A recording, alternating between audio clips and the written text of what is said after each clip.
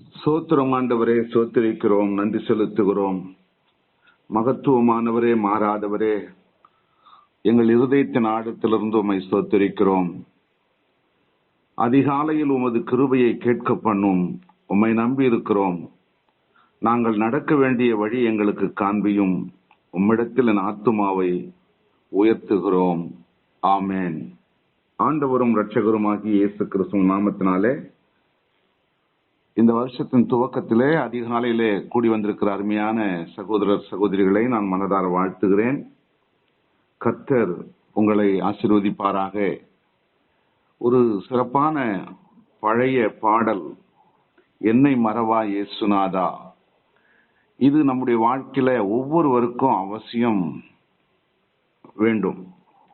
கர்த்தர் நம்மை ஒரு இமைப்பொழுது மறந்து விட்டா நம்ம நிர்மூலமா போயிடுவோம். அதனால அவர் நம்மை மறக்க கூடாதபடி நாம் அவரோடு இணைந்திருப்பதுதான் ஆண்டவர் நமக்கு கொடுக்கிற இந்த வாய்ப்பு. இன்றைக்கு நம்ம தியானிக்கக்கூடிய ஒரு சுருக்கமான சில வசனங்களை நான் நினைப்பூட்டுறேன். நம்ம எல்லாம் கேட்டது, படித்தது, அனுதினமும் தியானிப்பது, இந்த வசனம் நமக்கு தெரிந்ததுதான். நான் அதை தியானத்துக்கு என்று எடுத்துக்கொள்ளலாம். இன்னைக்கு புதிய வருடத்தை குறித்து வேதம் என்ன சொல்லுகிறது என்பதை குறித்து 2026 ஆண்டிலே நாம் பிரவேசித்திருக்கிற நாம் 2வது நாள் அதிகால வேளையிலே கூடி வந்திருக்கிறோம். கர்த்தர் நம்மை கூடி வர செய்திருக்கிறார். அவருடைய நாமத்துக்கு மாத்திரம் மகிமை உண்டாவதாக. சங்கீதங்களின் புஸ்தகத்திலே 65வது சங்கீதம் வசனம் 11 என்ன சொல்லுகிறது பாருங்க. வருஷத்தை உம்முடைய நன்மையால் முடிசூட்டுகிறீர், உமது பாதைகள் நெய்யாய் பொழிகிறது அப்படின்னு சங்கீதக்காரர் எழுதுகிறார். வருஷத்தை உம்முடைய நன்மையினால் முடிசூட்டுகிறீர். இயேசு கிறிஸ்து இந்த பூமியிலே நன்மை செய்கிறவராகவே சுற்றித் திரிந்தார் என்று நம்ம வேதத்தில் வாசிக்கிறோம். அவர் ஒருவருக்கும் தீங்கு செய்கிற கடவுள் அல்ல. தீங்கு செய்வது எல்லாம் நம்முடைய வாழ்வில் ஏற்படுகிற தொய்வு, தீங்கு, கஷ்டம், பிரச்சனை, கண்ணீர் எல்லாமே நாம் செய்கிற தவறினாலே, நம்மிடத்தில் இருக்கிற குறைபாடினாலே அது நமக்கு சத்துரு கொடுக்கிறான் அந்த கஷ்டங்களை. ஆனா ஆண்டவர் கொடுக்கல. சத்துரு தேவ பிள்ளைகளுக்கு இந்த கஷ்டத்தை கொடுக்க போறேன்னு சொல்லி அனுமதி கேட்கிறான். ஆண்டவர் பார்க்கிறாரு, ஆமா என்னுடைய மகள், என்னுடைய மகன் இவ்விதமான செயல்பாட்டுல குறைவுள்ளவனா இருக்கிறான். இந்த குறைவை சரி பண்ணணும்னா சில சம்பவங்கள் அவன் வாழ்க்கையில ஏற்பட்டாதான் அவன் கரெக்டா தன்னை சீர்படுத்திக் கொள்ளுவான் அப்படின்னு சொல்லி அந்த சத்துருவுக்கு ஆண்டவர் அனுமதி கொடுக்கிறார். சத்துரு நம்மளை சோதிக்கிறான். இதுதான் உண்மையான நிலவரம். அதனால ஆண்டவர் நமக்கு தீமை செய்கிறவர் அல்ல. இப்போ புது வருடம் பிறந்து 2வது நாளில இருக்கிறோம். நம்ம கூடி வந்திருக்கிற நாம மட்டும் இல்ல, உலகத்துல எல்லா மக்களுமே கடந்த ஆண்டை குறித்து நினைச்சு பாக்குறாங்க. எத்தனையோ இழப்பு, எத்தனையோ விதமான கண்ணீர், துயரத்துல கடந்து வந்திருக்கலாம். இல்ல நல்ல மகிழ்ச்சி, சந்தோஷம், என் ஆண்டவர் 2025வது ஆண்டுல இந்த காரியமெல்லாம் எனக்கு வாய்க்க செய்தார் அப்படின்னு சொல்லி ஒரு பெரிய உள்ளத்துல ஒரு மகிழ்ச்சியோட இருக்கக்கூடியவங்க இருக்கலாம்.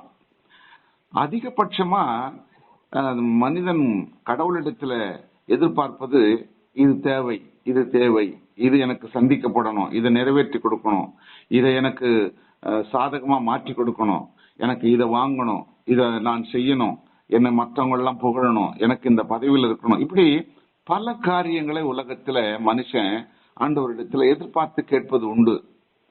ஆனா அவர் கொடுத்த ஆசீர்வாதத்தை நினைத்து பார்க்க நிறைய பேர் மறந்து போயிடுறாங்க.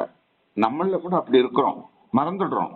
எத்தனையோ நீங்க கடந்த 2025 ஜனவரி மாசம் இதே போல அந்த முதல் தேதியில இருந்து ஆண்டவர் நமக்கு என்னெல்லாம் செஞ்சிருக்காருன்னு ஒரு பட்டியல் போட்டு பாருங்க. பார்க்க மாட்டோம் யாரும். ஆனா நமக்கு தேவையை மட்டும் அனுதினமும் அவரை போட்டு தொந்தரவு பண்ணி கேட்டுக்கிட்டு இருப்போம். இதுதான் மனிதனுடைய இயல்பான வாழ்க்கை. அது நான் மட்டும் இல்ல, நீங்க மட்டும் இல்ல, நம்ம உலகத்துல எல்லாருமே அப்படிதான் இருக்கிறோம். ஆகினால ஆண்டவர் என்ன சொல்றாரு, ஒவ்வொரு ஆண்டு காலமும் இந்த வசனத்தை நம்ம எத்தனையோ முறை வாசிக்கிறோம். எத்தனையோ தேவ பிள்ளைகள் நம்மளோட பேசுறாங்க இந்த வார்த்தை குறித்து. வருஷத்தை உம்முடைய நன்மையால் முடிசூட்டுகிறீர், உமது பாதைகள் நெய்யாய் பொழிகிறது. அவருடைய பாதைன்னு சொல்லும்போது வழிகள், நானே வழியும் சத்தியமும் ஜீவனுமாயிருக்கிறேன், என்னால என்று ஒருவனும் பரலோகத்துக்கு வர முடியாது என்று இயேசு கிறிஸ்து திட்டமா சொன்னார் இல்லையா? அவருடைய வழி எது? பரலோகத்துக்கும் இந்த பூமிக்கும் உடைய இடைப்பட்ட அந்த காலங்கள், அதுதான் வழி. இந்த காலங்களில நாம் எப்படி நடந்து போய்கிட்டு இருக்கிறோம், எதை நோக்கி போகிறோம், நம்முடைய பாதை சரியானதா? ஆனா ஆண்டவர் நமக்கு நெய்யாய் பொழியக்கூடிய பாதை தான் வச்சிருக்காரு. ஆனா நாம் அதை கண்டுகிட்டு இருக்கிறோமா, இல்ல அசட்டை செய்யறோமா, உதாசீனப்படுத்துறோமான்றது நம்ம சோதித்து அறிய வேண்டும். ஆனால் அழகா சொல்லி கொடுக்கிறார் நமக்கு. இந்த வசனங்களை கொடுக்கும்போது எவ்வளவு அந்த வருஷத்தை ஆண்டவர் நமக்கு ஆசீர்வதித்து கொடுக்கிறார் பாருங்க. அது மட்டும் இல்ல, ஏசாயா தீர்க்க தரிசன புஸ்தகத்துல 18-19 வசனங்கள் சொல்லுகிறது. கவனிங்க, ஏசாயா 43:18-19 வசனம். முந்தினவைகளை நினைக்க வேண்டாம், பூர்வமானவைகளை சிந்திக்க வேண்டாம். இதோ நான் புதிய காரியத்தை செய்கிறேன், இப்பொழுதே அது தோன்றும். எவ்வளவு அழகா சொல்றாரு. இது பழைய ஏற்பாட்டின் காலத்துல தீர்க்கதரிசி இஸ்ரவேல் மக்களுக்கு சொன்னார். ஆனா இஸ்ரவேல் மக்களுக்கு மாத்திரம் சொல்லல, இஸ்ரவேல் அல்லாத மக்களுக்கும், யாரெல்லாம் இந்த ஆண்டவரை, இந்த கடவுளை நேசிக்கிறார்களோ, ஏற்றுக்கொண்டார்களோ, மனதில பதிய வைத்துக் கொண்டார்களோ, இவர்தான் என்னுடைய கடவுள், இவர்தான் என்னுடைய ஆண்டவர், இவர்தான் என்னுடைய கர்த்தர் அப்படின்னு சொல்லி யாரெல்லாம் அவரை விசுவாசிக்கிறோமோ அவர்களுக்கெல்லாம் இந்த வசனம் சொந்தமா எடுத்துக்கொள்ளலாம். ஏன்னா சொந்த ஜனங்களுக்கு சொல்லப்பட்ட வார்த்தை இன்னைக்கு நாமளும் அவருடைய சொந்த பிள்ளைகளா இருக்கிறதுனால எனக்கும் சொந்தம், உங்களுக்கும் சொந்தம், நம்மை போல உள்ள உலகத்தில் உள்ள அத்தனை விசுவாச மக்களுக்கும் அந்த சொந்தம் அந்த வார்த்தை. ஆனா அறியாதவர்கள் எவ்வளவு பேர் இருக்கலாம், கோடிக்கணக்கான. அறிந்தவர்கள் இந்த வசனத்தை விசுவாசிக்காமல் இருக்கக்கூடாது. முந்தினவைகள், கடந்த நாட்களிலே என் வாழ்வில் ஏற்பட்ட எத்தனையோ இடர்பாடுகள், நான் துக்கத்தின் வழியாய் கடந்து வந்தேன்னு சொல்லலாம் அநேகர். நான் பலவிதமான என்னுடைய ஜீவன் போற அளவுக்கு என் வாழ்க்கையில ஏற்பட்ட கசப்பு, அதுல கடந்து வந்திருக்கிறேன். எப்படிதான் நான் இந்த வருஷத்தை வந்தேன்னு தெரியல அப்படின்னு நினைக்க கூடும். அவ்வளவு மத்தியிலையும் ஆண்டவர் நம்ம நடத்திருக்கோம். நமக்கு அறியாதபடி, நம்ம சிந்தித்து பார்க்க முடியாதபடி, நாம் அதை குறித்து ஒரு நிமிடம் கூட, ஒரு செகண்ட் கூட யோசிக்காதபடி நம்மை ரகசியமாக அவர் நமக்குள்ள இருந்து நம்மை நடத்தி கொண்டு வந்திருக்கிறார். அவர் நடத்தி கொண்டு வந்ததுனால தான் இந்த புதிய வருஷத்துல ஆண்டவருக்கு நம்ம நன்றி சொல்றோம். அந்த டிசம்பர் மாதம் 31 இரவு 12 மணிக்கு தேவாலயத்துல அமர்ந்து அவருடைய பிரசன்ஸ்ல, அவருடைய அந்த பரிசுத்த ஆவியினுடைய நிரப்புதலில அவரோடு கூட நம்முடைய ஆத்துமாவை இணைத்து கொண்டு துதியோடு, ஸ்தோத்திரத்தோடு, நன்றி பலியோடு அந்த புதிய வருஷத்துக்குள்ள அந்த 12 மணி 1 நிமிடத்துக்குள்ள நுழையிற பொழுது நம்முடைய உள்ளம் எவ்வளவு மகிழ்ச்சி களி கூர்ந்து, என் ஆண்டவர் இந்த வருஷத்துக்குள்ள என்னை அடியெடுத்து வைக்கும்படி எவ்வளவா என்னை நேசித்து கொண்டு வந்திருக்கிறார் என்று சொல்லி நம்ம எப்படி ஆண்டவருக்கு நன்றி சொல்லுகிறோமோ அதே போல ஆண்டவர் நமக்கு நம்ம மேல அன்பு வைத்திருக்கிறார். அதனால தான் சொல்றாரு, முந்தினவைகளை நினைக்க வேண்டாம், அது கடந்து போனது. பூர்வமானவைகளை சிந்திக்க வேண்டாம். உன்னுடைய மூதாதையர், உன்னுடைய பாட்டன் பூட்டன் அவங்க காலத்துல நடந்த சம்பவங்களை பத்தி நீங்க யோசிக்க வேண்டாம். இதோ நான் புதிய காரியத்தை செய்கிறேன். ஒவ்வொரு நாளும் அனுதினம் நம்முடைய வாழ்வில அவர் புதிய புதிய புதிய நன்மைகளை செய்ய வல்லவராய் இருக்கிறார். ஆனா அதை பெற்றுக்கொள்வதற்கு நாம் தகுதி உள்ளவர்களாய் நம்மை நிலைநிறுத்திக் கொள்ள வேண்டும். சங்கீதம் 77:10 சொல்லப்படுகிறது, இது என் பலவீனம், ஆனாலும் உன்னதமானவருடைய வலது கரத்தில் உள்ள வருஷங்களை நினைவு கூறுகிறேன். கவனிச்சு பார்க்கணும். இது நம்முடைய வாழ்க்கையில பலவீனமா இருக்கிறது. பலவீனத்தின் நிமித்தம் நான் இதை பெற்றுக்கொள்ள முடியாதபடி இழந்து போயிட்டேன். ஆனா ஆண்டவரோடு நான் என் பலவீனத்திலும் அவரை நான் தொழுது கொள்ளுகிற பொழுது, அவரை ஆராதிக்கிற பொழுது கர்த்தரின் வாழ்க்கையில ஒரு மாற்றத்தை உண்டு பண்ணி கொடுக்கிறார். இதுதான் ஒவ்வொருத்தருடைய வாழ்க்கையில. யாருக்கு பிரச்சனை இல்லை சொல்ல முடியுமா? எத்தனை கோடிகள் அவருடைய வீட்டுக்குள்ள சேர்த்து வைத்தாலும் அவர்களுக்கு கவலை இல்லைன்னு நினைக்கிறீங்களா? அந்த தினமும் அவரால் சரியா, நீங்களும் நானும் சாப்பிடறது போல அவங்களால சாப்பிட முடியாது. நீங்களும் நானும் படுக்கைக்கு சென்று கர்த்தாவே சோத்திரம் சொல்லி படுக்கிறோம் பத்தியா, நிம்மதியா படுத்து 8 மணி நேரம் 6 மணி நேரம் 7 மணி நேரம் படுத்து தூங்கி எழுந்துடுறோம் பார்த்தீங்களா? அந்த தூக்கம் அவங்களுக்கு இருக்காது. எல்லாருக்கும் பிரச்சனை உண்டு, ஏதாவது ஒரு வகையில் இருக்கும். ஆனா நம்மை, உங்களையும் என்னையும் ஆண்டவர் தரித்திரனாகவும் விடவில்லை, ஐஸ்வர்யமாக ஆகவில்லை. அன்றன்றுள்ள ஆகாரத்தை நமக்கு மிகுந்த திருப்தியாய் போஷித்து நம்ம நடத்தி கொண்டு வருகிற ஆண்டவருக்கு நம்ம நன்றி சொல்ல கடமைப்பட்டிருக்கிறோம். சங்கீதம் 90:4 சொல்லப்படுகிறது, உமது பார்வைக்கு 1000 வருஷம் நேற்று கழிந்த நாள் போலவும் ராஜாமும் போலவும் இருக்கிறது. ஆண்டவருடைய வாழ்க்கைக்கு நமக்கு ஒரு வருஷம் புதுசா வரும்போது நம்ம பெரிய மகிழ்ச்சி கொள்றோம் இல்லையா?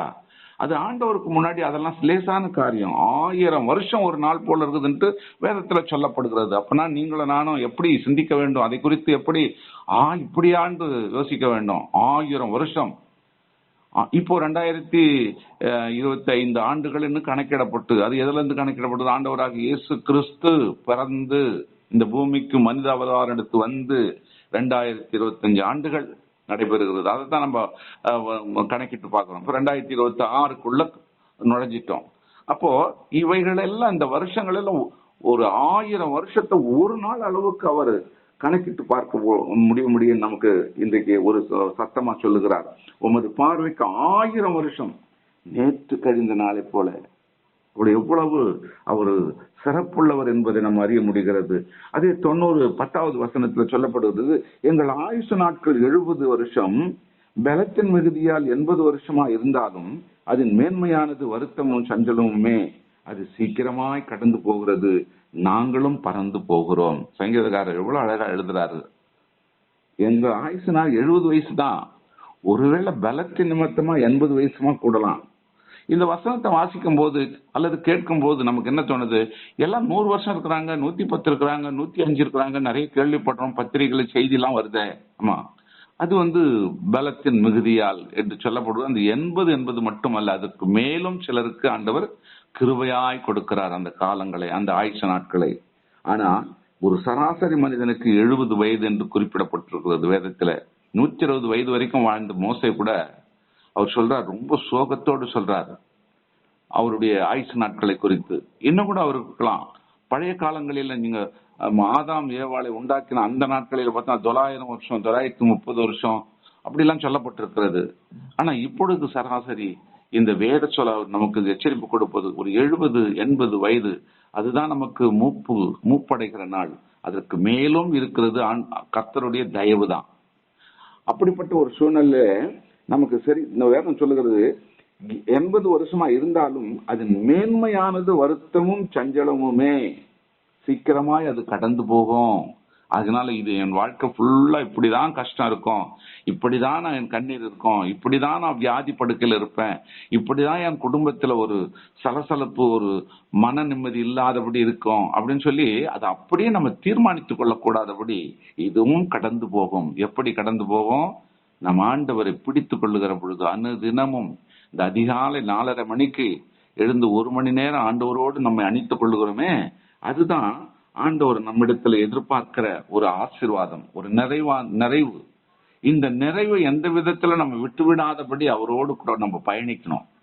இந்த புதிய ஆண்டில ஆண்டவர் நம்மை மிக தெளிவாக இன்றைக்கு பேசக்கூடிய வார்த்தையாய் இந்த வருஷத்தை குறித்து என்னெல்லாம் ஆண்டவர் நம்மோடு கூட இன்றைக்கு இடைப்படுகிறார் என்பதை நம்ம திட்டமா நிதானித்து பார்க்க வேண்டும். பழசையே நினைச்சுட்டு அதையே நினைச்சிட்டு இல்லாதபடி இந்த ஆண்டில எனக்கு ஆண்டவர் என்ன செய்ய போகிறார், நான் என்ன அவருக்கு செய்ய போகிறேன், இது முக்கியமா அது வேணும். அவர் மட்டும் நமக்கு செய்வார்னு எதிர்பார்க்கறது, நாம என்ன அவருக்கு செய்யறோம், அவருக்கும் நமக்கும் அந்த உடன்படிக்கை, அந்த உறவு முறை எப்படி இருக்கிறது என்பதை கட்டாயம் ஒவ்வொரு பிள்ளைகளும், அது ஆணா இருந்தாலும் பெண்ணா இருந்தாலும் பெரியவர்களா இருந்தாலும் சிறியவர்களா இருந்தாலும் நம்ம சிந்தித்து பார்க்க வேண்டும். இந்த 2026வது ஆண்டில ஆண்டவர் நமக்கு ஒரு மிகப்பெரிய எதிர்பார்ப்பு வைத்திருக்கிறார். அது நன்மையா தீமையா என்பதை நாம தான் முடிவு செய்யணும். நான் நல்லதே செஞ்சுட்டு இருக்கும்போது எனக்கு தீமை வராது பாருங்க. அப்ப நாம் நன்மை செய்யும் போது அது நமக்கு நன்மையா வரும். அப்ப நாம தான் தீர்மானிக்கணும். பாருங்க, சங்கீதம் 84:10 சொல்லப்பட்டிருக்கிறது, 1000 நாளை பார்க்கலும் உமது பிரகாரங்களில் செல்லும் ஒரே நாள் நல்லது. அவருடைய பிரகாரம் எது? அவரோடு இணைந்து பயணிப்பது, அவருடைய தேவ ஆலயத்தில் நம்ம பிரவேசிப்பது, தேவனோடு கூட இருப்பது. எப்படிங்க அது இருக்க முடியும்? தினமும் வேதத்தை மறந்து விடக்கூடாது. வேதத்தை வாசிக்கணும், முழங்கால் நின்று ஜெபிக்கணும். முடிந்த மட்டும், முடியாதவர்கள் அமர்ந்த இடத்துல இருந்து கூட ஜெபிக்கலாம், படுத்துக்கிட்டு ஜெபிக்கலாம். நம்ம நம்ம நம்ம குளியல் அறையில கூட குளிச்சுக்கிட்டு ஜெபிக்கலாம். ஜெபிக்கிறதுக்கும் துதிக்கிறதுக்கும் அதுக்கு ஒரு ஒரு வரைமுறையே இல்லை. அதுக்குன்னு ஒரு நேரமே கிடையாது. எப்ப வேணாலும். அதுக்குதான் தாவீது சொல்லும்போது சொல்றார், கர்த்தரை நான் எக்காலத்திலும் தோத்திருப்பேன். எக்காலமும்.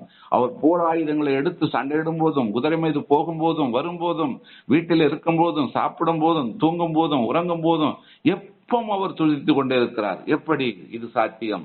நடந்தது, உண்மை. அதனால தான் அந்த இத்தனை சங்கீதங்களை எழுதி உலகத்துல அந்த நாட்களில வந்து எந்த ராஜாக்களையும் மிஞ்சி அவருக்கு பிரியமான ஒரு மனுஷனா இருந்தார். அதுதான் ஆண்டவர் உங்களையும் என்னிடத்திலும் இந்த ஆண்டிலே எதிர்பார்க்கிற ஒன்றா இருக்கிறது. 1000 நாளை பார்க்கணும் நமது பிரகாரங்களில் செல்லும் ஒரே நாள். அதுதான் நமக்கு ஆண்டவரோடு இணைந்திருக்கிற அந்த வாழ்க்கை, அவருடைய பிரசன்ஸ்ல நம்ம வாழ்கிற வாழ்க்கை. அதுதான் நமக்கு 1000 நாள் நான் தப்பு பண்ணாலும் அந்த ஒரு நாள் நம்ம மனமாற்றம் அடையும் பொழுது அந்த நாளை விட்டுறக்கூடாது. அந்த நாளை தொடர்ந்து நாம ஆண்டவரோட இணைப்பை நாம் புதுப்பித்துக் கொள்ள வேண்டும். சங்கீதம் 143:5 சொல்லப்பட்டிருக்கிறது, பூர்வ நாட்களை நினைக்கிறேன், உமது செய்கைகளை தியானிக்கிறேன், உமது கரத்தின் கிரியைகளை யோசிக்கிறேன். இதுதான் அனுதினமும். நான் இப்படி இருந்த காலம் உண்டு, அநேக இடத்துல சாட்சி சொல்லியிருக்கிறேன். ஆனா இன்னைக்கு என்ன ஆண்டவர் எப்படி மாற்றிருக்கிறார் பாருங்க. நான் படிக்கல, நான் பெரிய பணக்காரன் இல்ல, நான் பெரிய ஞானி அல்ல, அறிவாளி அல்ல, ஆனாலும் கர்த்தர் என்னை இப்படி மாற்றிருக்கிறார். இதுதான் பூர்வ நாட்களை நினைத்து பார்க்கிற பொழுது அவைகளிலிருந்து ஆண்டவர் என்னை தெரிந்து கொண்ட நாட்களில நான் இப்படி மாற்றம் அடைந்து இந்நாள் வரைக்கும் அந்த மாற்றத்தை நான் சரியானபடி கையாண்டு வருகிறேன் என்று சொல்லி ஒவ்வொருத்தரும் சாட்சியா இருக்கணும். கடைசியா ஒரு வார்த்தை சொல்லி முடிக்கிறேன். ஏசாயா தீர்க்க தரிசன புஸ்தகம் 46வது அதிகாரம் 4வது வசனம். ஏசாயா தீர்க்க தரிசன புஸ்தகம் 46வது அதிகாரம் 4வது வசனம் என்ன சொல்லுது? உங்களை கூட யாராவது எடுத்தவங்க வாசிக்கலாமே ஒருவேளை. 4வது வசனம் 46:4. உங்கள் முதிர் வயது வரைக்கும் நான் அப்படி செய்வேன், நரை வயது மட்டும் நான் உங்களை தாங்குவேன். நான் அப்படி செய்து வந்தேன், இனிமேலும் நான் ஏந்துவேன், நான் சுமப்பேன், தப்புவிப்பேன். இந்த வசனத்தை நிறைய ஊழியக்காரர்கள் என்ன பண்றாங்க, எடுத்த உடனே ஆசீர்வாதம். எப்படியெல்லாம் மனிதன் வாழ்ந்துட்டா உடனே ஆசீர்வாதம் வந்துடாருங்க. அவன் மனம் போன போக்கில இருந்தாலும் அவனுக்கு இந்த வசனம் எல்லாம் அவனுக்கு சம்பந்தமே இருக்காது பாருங்க. யோசித்து பார்க்கணும், இந்த வசனம் யாருக்கு உரியதா இருக்கும், யாருக்காக ஆண்டவர் சொல்லியிருப்பாரு. அவரை அதுக்கு முன் வசனம் எல்லாம் யோசித்து பார்க்கணும். யாக்கோபுக்கு ஆண்டவர் என்னெல்லாம் சொல்றாரு பாருங்க, அந்த தீர்க்க தரிசனமா சொல்ற அந்த வார்த்தைகள். அப்போ அந்த வார்த்தையை நம்ம மேலும் கீழுமா படிக்கணும், மேலையும் படிக்கணும், நடுவுல படிக்கணும், பின்னொரு வார்த்தையும் படிக்கணும். அப்பதான் நமக்கு அதனுடைய முழு இது புரியும். ஆகினால இந்த ஆண்டவர் சொல்றாரு, உங்கள் முதிர் வயது வரைக்கும், இத்தனை ஆண்டு காலம் இப்ப நம்ம கூடி வந்திருக்கிற எவ்வளவு பேர் இருக்கிறோமோ எனக்கு தெரியல, ஒரு 20 பேர் கூடி இருக்கிறோம்னு வச்சுங்களேன். அந்த 20 பேர்ல எல்லாருமே ஒரே வயதை சார்ந்தவங்க இல்ல. இப்ப எனக்கு 69 வயசு பேசிக்கிட்டு இருக்கிறேன். உங்கள எத்தனை பேர் என் வயசுக்கு சமமா இருக்கிறீங்க, என்னை விட இளையவங்க இருப்பீங்க கண்டிப்பா. அப்போ அந்தந்த வயதுக்குரியவங்களுக்கு இந்த வார்த்தை என்ன சொல்றாரு, உங்கள் முதிர் வயது வரைக்கும், நீங்க எத்தனை காலம் முதிர ஏற்படுங்களோ அது வரைக்கும் நான் அப்படி செய்வேன். நரை வயது வரைக்கும் மட்டும் நான் உங்களை தாங்குவேன்.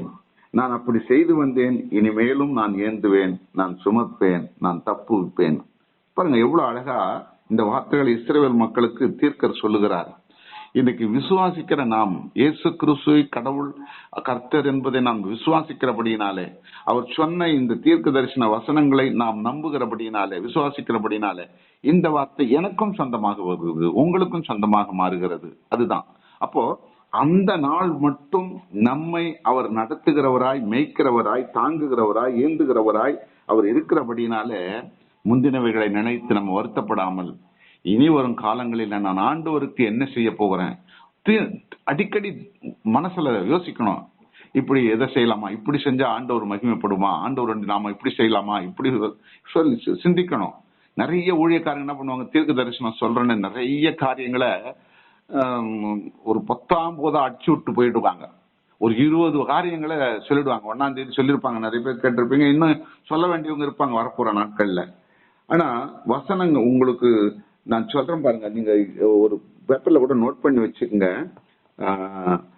எரேமியா தீர்க்க தரிசன புஸ்தகம் 14வது அதிகாரம் 14-18, அதே போல 23வது அதிகாரம் 25-34. இந்த வசனத்தை நீங்க குறிச்சு வச்சுக்கோங்க. எரேமியா 14, 14-18, அதே போல 23வது அதிகாரம் 25-34. இந்த வசனங்கள்லாம் நீங்க வீட்டுல கொஞ்சம் ஃப்ரீயா இருக்கும்போது எடுத்து வாசித்து பாருங்க, நிதானமா வாசிக்கணும். அப்ப தீர்க்கதரிசிகள் எப்படியெல்லாம் மக்களை வஞ்சித்து ஏமாற்றி அவர்களுக்கு காணிக்க வர வேண்டும் என்று சொல்லி தங்களை தாங்களே உயர்த்தி கொண்டு, ஆண்டவர் என்னை அபிஷேகித்திருக்கிறார், ஆண்டவர் என் மூலமா உங்களோட பேசுறாரு அப்படின்னு சொல்லி தப்பு தப்பா பொய்யா நிறைய இன்னைக்கு பெருகிட்டாங்க. அதெல்லாம் நமக்கு வேண்டாம். ஆண்டவர் தீர்க்க தரிசனமாக வாக்குத்தத்த வசனங்களை ஏராளமா இந்த வேதத்துல கொடுத்திருக்கிறாரு. எல்லாம் நமக்கு தான் கொடுத்திருக்காரு வாக்குத்தத்தம். ஏதோ ஒரே ஒரு பேப்பர் எடுத்து ஒரே ஒரு அட்டையில சொல்லப்பட்ட வார்த்தை மட்டும் இந்த வருஷம் எனக்கு கொடுத்துட்டாரு, இந்த வருஷம் எனக்கு கொடுத்துட்டாருன்னு சொல்லிட்டு நாம ஏமாற்றி கொள்ள வேண்டாம். இந்த வேத புக்கு ஃபுல்ல முழுக்க நிறைய வாக்கு தத்தங்கள் தான் இருக்கிறது. இதை அனுதினமும் நம்ம இணைத்து கொண்டு, மார்போடு அணைத்து கொண்டு, அந்த வேதத்தை நேசித்து, அதை வாசித்து, அதை நல்லா உட்கொண்டு நம்ம பிறருக்கு வெளிச்சமாக இருக்கும் பொழுது அந்த வாக்கு தத்தம் நமக்கு சொந்தமா மாறிடும். அதனால ஊழியக்காரர்கள் நானா இருந்தாலும் சரி, என்னை போல வேற யாரா இருந்தாலும் சரி, இல்ல பொய் பேசுகிறவர்களா இருந்தாலும் சரி, அது ஒரு பக்கம் இருக்கட்டும். ஆனா ஆண்டவருக்கும் இந்த வேதத்துக்கும் எனக்கும் என்ன சம்பந்தம் இருக்குது என்பதை நினைவில் கொண்டு இந்த வருஷத்துக்குள்ள கடந்து போங்க. கர்த்தர் உங்களுக்கு முதல் சொன்ன வார்த்தை போல வருஷத்தை உடைய நன்மையால் முடிசூட்டுகிறீர், எனது பாதைகள் எல்லாம் அது நெய்யாய் பொழிகிறது என்ற வார்த்தையின்படி கர்த்தர் நம்மை ஆசீர்வதித்து நடத்துவார். கர்த்தருடைய நாமத்துக்கே மகிமை உண்டாவதாக. ஆமென்.